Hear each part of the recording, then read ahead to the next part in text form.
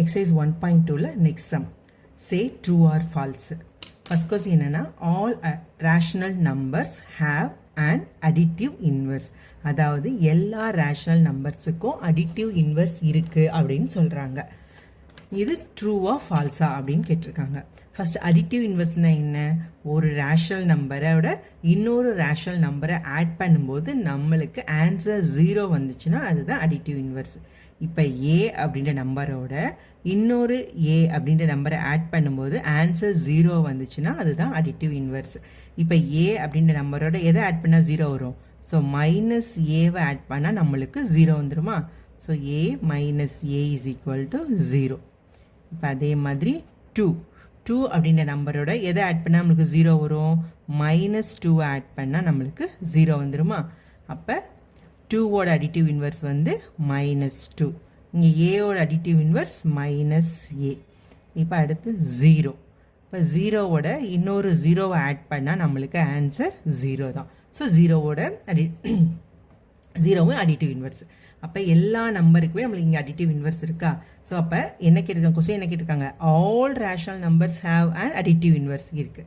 So answer is true. எல்லா rational நம்பருக்கும் ஒரு அடிட்டிவ் இன்வெர்ஸ் இருக்குது. ஆன்சர் வந்து true. Next question, the rational numbers that are equal to their additive inverse are 0 and minus 1. அதாவது 0ஓட additive inverse 0னோ minus 1ஓட அடிட்டிவ் இன்வெர்ஸ் மைனஸ் 1ன்னு சொல்கிறாங்க. இது ட்ரூ ஆஃப் ஃபால்ஸான்னு பார்க்கலாமா?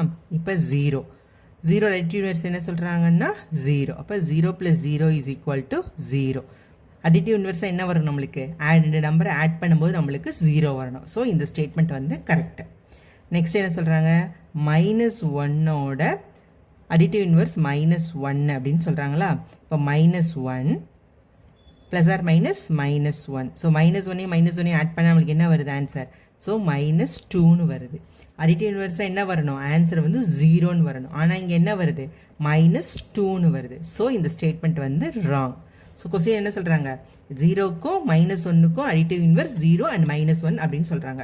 ஸோ அந்த ஸ்டேட்மெண்ட் வந்து என்ன statement? False statement. Next question, the additive inverse of minus 11 by minus 17 is 11 by 17 அப்படின்னு சொல்லியிருக்காங்களா? ஸோ இப்போ இதை பார்க்கலாமா? இது என்ன கொடுத்துருக்காங்கன்னா additive inverse of minus 11 by 17ஓட அடிட்டிவ் இன்வெர்ஸ் 11 by 17 சொல்லியிருக்காங்க. இப்போ நம்ம எழுதலாம். அப்போ அடிட்டிவ் இன்வெர்ஸ்னால் என்னது? ரெண்டு நம்பரை ஆட் பண்ணால் நம்மளுக்கு 0 வரணும் answer. So minus 11 by minus 17 plus 11 by 17 இது ரெண்டையும் ஆட் பண்ணணும். இப்போ இங்கேயும் மைனஸ் இங்கேயும் மைனஸ் என்ன ஆகிடும்? நம்மளுக்கு ப்ளஸ் ஆகிடும். அப்போ ப்ளஸ் 11 by 17 ப்ளஸ் 11 by 17. ஓகேவா? இப்போ டினாமினேட்டர் ரெண்டும் ஒரே மாதிரி இருக்கனால வேல்யூ அதே போட்டுருவோம். மேலே நியூமினேட்டர் 11 + 11 22 டிவைட் பை 17. ஆனால் நம்மளுக்கு அடிட்டிவ் இன்வெர்ஸாக என்ன ஆன்சர் வரணும்? 0ன்னு வரணும். ஆனால் இங்கே என்ன ஆன்சர் வருது? 22 by 17. அப்போ இது வந்து என்னது? False. Next question, the rational number which is its own reciprocal is minus 1. அதாவது மைனஸ் 1ஓட ரெசிப்ரோக்கல் வந்து மைனஸ் 1 தான் அப்படின்னு சொல்கிறாங்க. இது ஆன்சர் கரெக்டான்னு பார்க்கலாமா? ஸோ ரெசிப்ரோக்கல் மல்டிப்ளிகேட்டிவ் இன்வெர்ஸ் அப்படின்னா என்ன பண்ணணும்? அது ரெண்டு நம்பரையும் மல்டிப்ளை பண்ண ஆன்சர் 1 வரணும். ஸோ மைனஸ் 1 இதோட ரெசிப்ரோக்கல் என்ன சொல்கிறாங்கன்னா மைனஸ் 1. ஸோ மைனஸ் 1ஐயும் ஆட் பண்ண மல்டிப்ளை பண்ணால் என்ன வரும்? மைனஸ் ப்ளஸ் ஆகிடுமா? 1 × 1 1. அப்போ நம்மளுக்கு மல்டிப்ளிகேட்டிவ் இன்வெர்ஸ் இல்லாட்டி ரெசிப்ரோக்கலாக என்ன வரணும் ஆன்சர்? ரெண்டு நம்பரை மல்டிப்ளை பண்ண ஆன்சர் வந்து 1 வரணும். ஸோ இது 1 வந்துருச்சா? So the answer is true.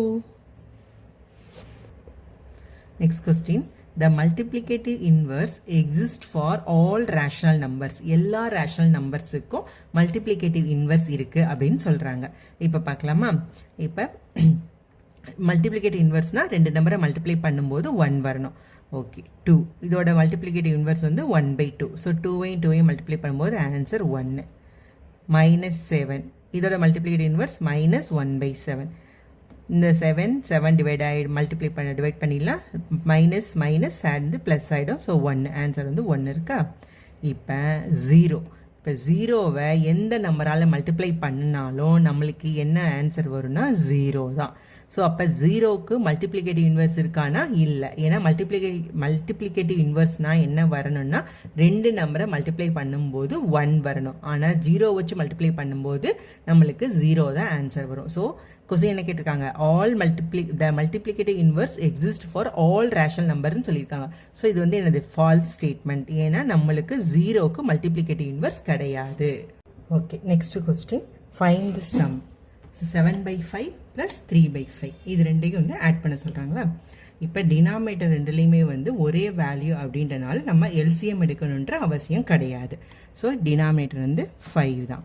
So 3 + 7 10. So 10/5. So டேரெக்டாகவே இதை வந்து ஆட் பண்ணிடலாம். ஸோ 10/5 டிவைட் பண்ணலாமா, 5ஆல் 10 டிவைட் பண்ணலாமா, 2 டைம்ஸ் வருமா. So the answer is 2. So the answer 2. Next question, 7/5 + 5/7. So denominator ரெண்டும் வேறு வேல்யூவாக இருக்கனால நம்ம வந்து எல்சிஎம் கண்டுபிடிக்கிறோம். ஸோ ரெண்டுமே ப்ரைம் நம்பர் அப்படின்றனால டேரெக்டாகவே எல்சிஎம் கண்டுபிடிச்சிடலாம். 5 × 7 = 35. ஓகே, ஸோ 7/5 எந்த நம்பராக மல்டிப்ளை பண்ணால் நம்மளுக்கு டினாமினேட்டரில் 35 வரும் அப்படின்னா, ஸோ 5 இந்த இருக்குது. இப்போ எதால் மல்டிப்ளை பண்ணோம், 7ஆல். ஸோ 2 பக்கம் மேலேயும் கீழே 2 பக்கம் 7ஆல் மல்டிப்ளை பண்ணுறோம். 7 × 7 49. ஸோ செகண்ட் ஒன் வந்து 5/7 இன்ட்டு இதால் மல்டிப்ளை பண்ணோம், 5ஆல் மல்டிப்ளை பண்ணால் நம்மளுக்கு டினாமினேட்டரில் 35 வந்துடும். ஸோ 5 × 5 25 / 35. So 49 / 35 + 25 / 35. ரெண்டு நம்பரை ஆட் பண்ணால் டினாமினேட்டர் அதே தான் 35. 49 + 25 என்ன வரும், 74. So the answer is 74 / 35. Next question, 6/5 + -14/15. So இதுவும் அதே தான். டினாமினேட்டரில் 5 15 வேறு வேல்யூ இருக்குது. அதனால் நம்ம என்ன கண்டுபிடிக்கிறோம்னா எல்சிஎம் கண்டுபிடிக்கிறோம்.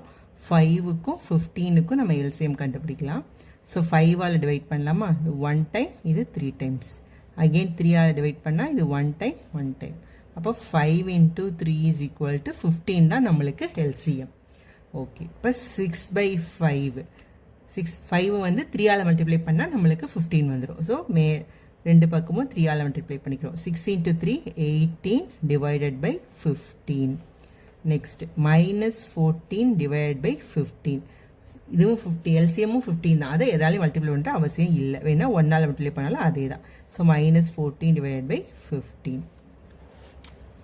ஆன்சர் என்ன வரும், 18 / 15 + -14 / 15. இப்போ டினாமினேட்டர் ரெண்டும் ஒரே மாதிரி இருக்கா, அப்போ 15. 18 - 14 வந்து 4. ஸோ 4/15. இதுதான் நம்மளுடைய ஆன்சர்.